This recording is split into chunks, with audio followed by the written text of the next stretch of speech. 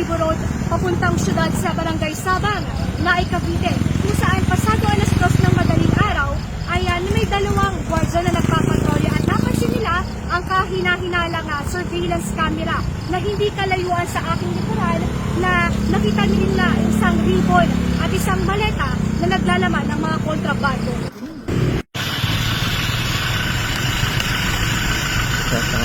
Parang camera doon na nakalagay doon sa ibabaw ng poste.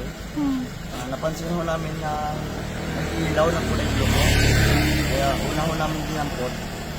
Saka inano po namin para security purposes lang po. Baka naka-live po kasi.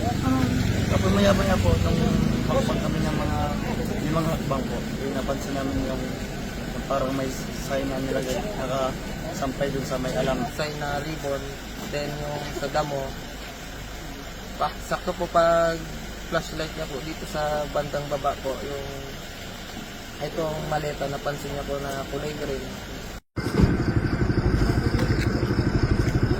May round the clock na nagpapatrolya dito na kung sana ay pinaigting natin yung police visibility patrol sa lugar na to.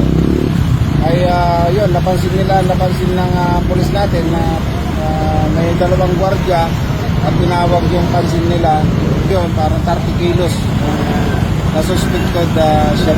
Magkano street value nito? So lumalabas kung sa street value ay 40,800,000. So ang nakita namin modus nito yung big grab.